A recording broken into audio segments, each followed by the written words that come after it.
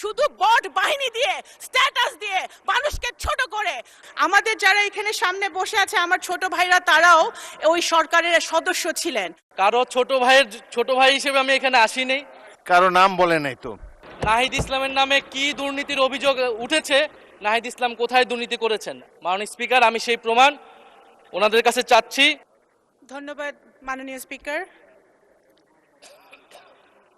বিসমিল্লাহির রহমানির রহিম। আমি প্রথমেই মহান আল্লাহ তাআলাকে স্মরণ করছি। আমার নির্বাচনী এলাকা নগরকান্দা সালতাবাসীকে স্মরণ করছি।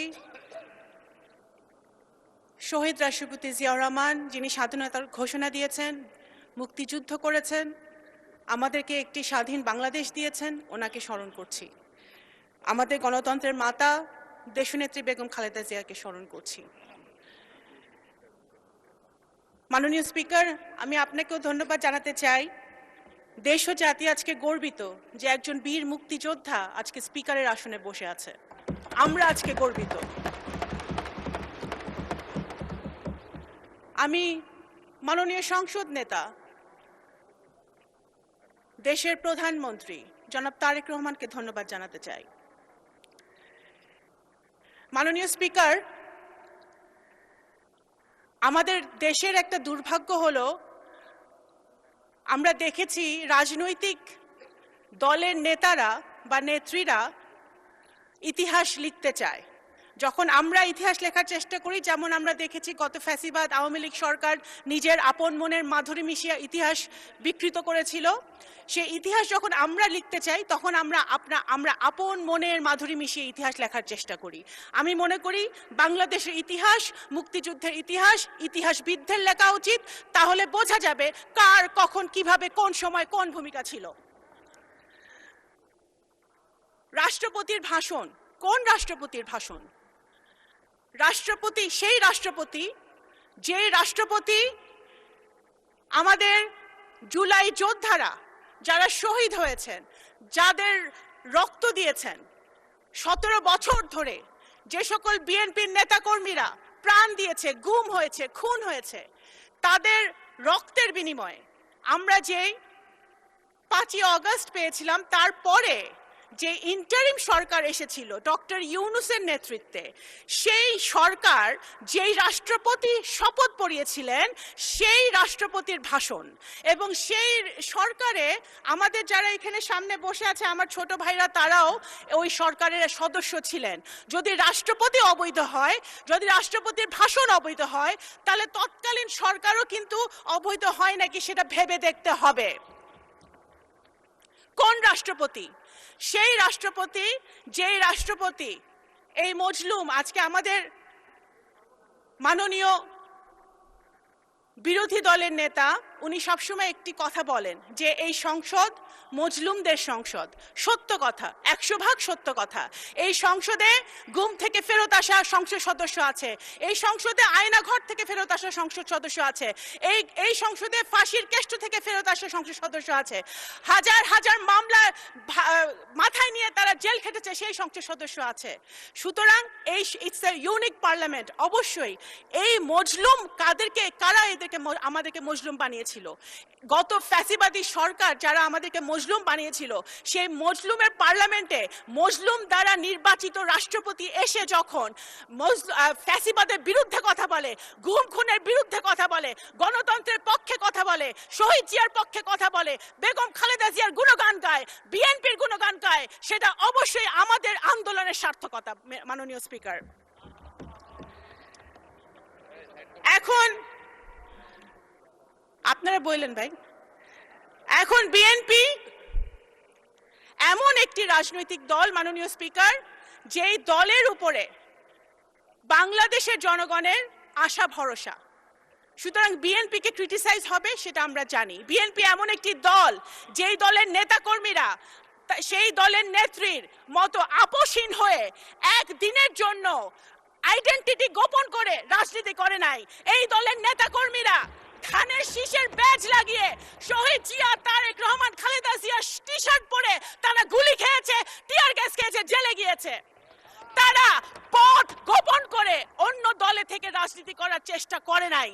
মাননীয় স্পিকার, আমাদের বিএনপি সেই দল, শহীদ রাষ্ট্রপতি জিয়াউর রহমানের দল, যিনি দেশের ডেভেলপমেন্টের জন্য কখনো আন্তর্জাতিক জাতীয় কারোর সাথে আপোষ করেন নাই।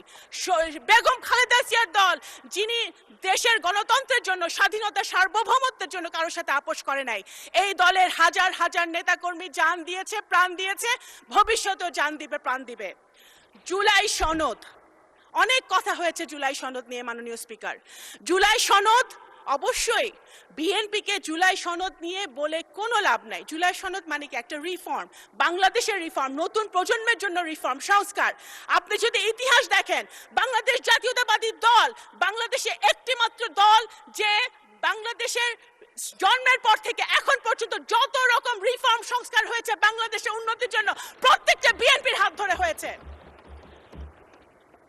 খাল খনন, গার্মেন্টস শিল্প, পার্লামেন্টারি ডেমোক্রেসি, তত্ত্বাবধায়ক সরকার থেকে শুরু করে নারী শিক্ষা, সব কিছুর পিছনে ছিল বিএনপির হাত, দেশনেত্রী বেগম খালেদা জিয়া এবং শহীদ জিয়ার হাত।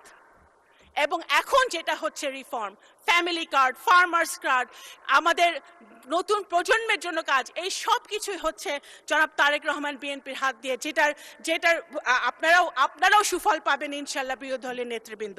সুতরাং বিএনপিকে জুলাই সনদ বাস্তবায়ন হবে না সেটা বলে লাভ নেই। বিএনপির হাত দিয়ে জুলাই সনদ বাস্তবায়ন হবে ইনশাল্লাহ। এবং মাননীয় স্পিকার, শুধু এই যে সকল অন্যায়, অত্যাচার, অবিচার বাংলাদেশের মাটিতে হয়েছে, জুলাই অভ্যুত্থানে যারা শহীদ হয়েছে, আমাদের যারা গুম হয়েছে, যারা খুন হয়েছে, তাদের বিচারও বিএনপির হাত দিয়ে হবে ইনশাল্লাহ বাংলাদেশের মাটিতে। মাননীয় স্পিকার, আমরা খুশি, আমি ব্যক্তিগতভাবে আমি একজন রাজনৈতিক কর্মী হিসেবে খুশি হয়েছিলাম যখন আমাদের দেশের ছেলেমেয়েরা মাঠে নেমেছিল কোটার আন্দোলনে, একটা ইস্যুকে কেন্দ্র করে, দেশকে ভালোবেসে। আমরা সেটা খুশি হয়েছিলাম, কারণ আমরা সবসময় বলে আসছিলাম যে এই দেশের নতুন প্রজন্ম রাজনীতি পছন্দ করে না, দেশকে ভালোবাসে না। সেটা জুলাই অভ্যুত্থান মিথ্যা প্রমাণ করেছে। কিন্তু আমরা এটাও দেখেছি জুলাই সনদের পর, জুলাই অভ্যুত্থানের পরে, 5ই আগস্টের পরে যে সরকার গঠিত হয়েছে, সেই সরকারে আমাদের যারা নবীনরা ছিলেন, আমাদের ভাইরা ছিলেন, তাদের বিরুদ্ধেও আনফরচুনেটলি গত 1.5 বছরে দুর্নীতির অভিযোগ উঠেছে। এটা কিন্তু মাননীয় স্পিকার, যখন আমরা নতুন বাংলাদেশের কথা বলি, নতুন অভ্যুত্থানের কথা বলি, নতুন প্রজন্মের কথা বলি, তখন আমরা এই জিনিসটা আশা করি না। আপনারা শুধু ফেসবুকে স্ট্যাটাস দিয়ে ভাইরাল হওয়ার জন্য বড় বড় কথা বলে পলিটিক্স হয় না মাননীয় স্পিকার। দেশের জন্য যদি কাজ করতে হয়, দেশের জনগণের জন্য যদি কাজ করতে হয়, সরকার, বিরোধী দল সরকারের একটি অত্যন্ত গুরুত্বপূর্ণ অংশ, যদি সরকারে থেকে কাজ করতে হয় তাহলে এক্সপিরিয়েন্স যেমন দরকার, সাহস যেরকম দরকার, বুদ্ধিমত্তাও সেরকম দরকার। বিএনপি এমন রাজনৈতিক দল যে ফেসবুকে রাজনীতি করে না, তারা রাস্তায় গুলি খেয়ে তারা রাজনীতি করে, শুধু বট বাহিনী দিয়ে, স্ট্যাটাস দিয়ে, মানুষকে ছোট করে, আজে বাজে কথা বলে, ভাইরাল হয়ে রাজনীতি হয় না। যদি 71 সালে ফেসবুক থাকতো, যদি 71 সালে সোশ্যাল মিডিয়া থাকতো, তাহলে হয়তো দেশ স্বাধীন হতো নাকি আমরা জানি না মাননীয় স্পিকার। আমি একজন মুক্তিযোদ্ধার সন্তান, আমি এতটুকুই বলতে পারি মুক্তিযুদ্ধ নিয়ে যে মাননীয় স্পিকার, আপনি একজন বীর মুক্তিযোদ্ধা। মুক্তিযুদ্ধ we cannot replace মুক্তিযুদ্ধ with anything else. একদিকে মুক্তিযুদ্ধ, আরেকদিকে যত আন্দোলন হয়েছে এবং ভবিষ্যতে বাংলাদেশে যত আন্দোলন হবে সবগুলো একদিকে, মুক্তিযুদ্ধ একদিকে, সবকিছু আরেকদিকে। মুক্তিযুদ্ধকে এবং আমি একজন মুক্তিযোদ্ধার সন্তান হিসেবে বলছি, এবং আমি রিলেট করি। আমার সামনে বসে আছে যারা, নাহিদ বসে আছে, আমাদের হাসনাত বসে আছে, যারা মাননীয় সংসদ সদস্যরা বসে আছে, আই এম সরি, আমি ওদের সেন্টিমেন্টকে আমি রিলেট করি। আমরাও চাই আমাদের সন্তানরাও, আমিও চাই যে আমাদের সন্তানরা একটি নতুন বাংলাদেশে বসবাস করুক, যেই বাংলাদেশে আইনের শাসন থাকবে, বিচার, খুনের বিচার হবে, ন্যায় বিচার হবে, ন্যায় বিচার প্রতিষ্ঠা হবে, বাংলাদেশ গুণগতভাবে উন্নয়নের শিখরে উঠবে। সেটা ইনশাল্লাহ আমরা যদি ঐক্যবদ্ধ থাকি, কাদা ছড়াছড়ি না করি, আমাদের এই পার্লামেন্ট থেকে ইনশাল্লাহ সূচনা হবে ইনশাল্লাহ। আসসালামু আলাইকুম। ধন্যবাদ মাননীয় স্পিকার। ধন্যবাদ মাননীয় প্রতিমন্ত্রী। পরবর্তী বক্তা মাননীয় সদস্য আব্দুল সালাম পিন্টু, টাঙ্গাইল। ওকে, চিফ হুইপ, বিরোধী দলের চিফ হুইপ, বলেন। মাননীয় স্পিকার, আপনাকে ধন্যবাদ। আমি একটু ব্যক্তিগত কৈফিয়তের জায়গা থেকে কথা বলতে চাচ্ছিলাম। আমাদের মাননীয় সংসদ সদস্য ওনার বক্তব্যে বললেন অন্তর্বর্তী সরকারের সময় দুর্নীতির অভিযোগ, এবং এই সময় এই জায়গায় তো অন্তর্বর্তী সরকারের আমি ছিলাম, কিছু সময়ের জন্য উপদেষ্টার দায়িত্বে ছিলাম, আরও দু একজন ছিলেন, আমাদের মাননীয় এখন বর্তমান পররাষ্ট্রমন্ত্রীও ছিলেন, অ্যাটর্নি জেনারেল ছিলেন। তো আমি তো নির্বাচনের বহু আগেই পদত্যাগ করে চলে এসেছি। এখন দুর্নীতির অভিযোগ যদি উনি বললেন, ওনারাই সরকারে আছেন, ওনাদেরকে এটা প্রমাণ করতে হবে। এটার প্রমাণ জাতীয় সংসদে যেহেতু বলেছে, ওনাদেরকে এই প্রমাণ দিতে হবে নাহিদ ইসলামের নামে কি দুর্নীতির অভিযোগ উঠেছে, নাহিদ ইসলাম কোথায় দুর্নীতি করেছেন। মাননীয় স্পিকার, আমি সেই প্রমাণ ওনাদের কাছে চাচ্ছি। আরেকটি বিষয় মাননীয় স্পিকার, আপনার দৃষ্টি আকর্ষণ করছি, এখানে সবাই জনগণের ভোটেই নির্বাচিত হয়ে এসেছে, সবাই নির্বাচিত প্রতিনিধি। হ্যাঁ, আমার বয়স 28, আজকে আমার জন্মদিন, এবং আমি নবীন সদস্য, কিন্তু এখানে মাননীয় স্পিকার আমিও জনগণের ভোটেই নির্বাচিত হয়ে এসেছি। কারো ছোট ভাই হিসেবে আমি এখানে আসিনি। ফলে সবাই মাননীয় সংসদ সদস্য হিসেবে সবাই যে সম্মান মর্যাদা প্রত্যাশা করে, সবাই যেটা পায়, আমরাও কিন্তু সে একই জিনিস প্রত্যাশা করি। ধন্যবাদ। এটি আপনি মাননীয় স্পিকার দেখবেন। আপনার ধন্যবাদ। মাননীয় বিরোধী দলের চিফ হুইপ, আপনি নিশ্চয়ই লক্ষ্য করেছেন ট্রেজারি বেঞ্চের সদস্যরাও টেবিল চাপড়ে আপনাকে জন্মদিনের অভিনন্দন জানিয়েছে। আর প্রতিমন্ত্রী শামা ওবায়দ কারো নাম নিয়ে বলেন নাই, বলেছেন তরুণ সদস্যরা, কারো নাম বলে নাই, তো কারো নাম বলে নাই।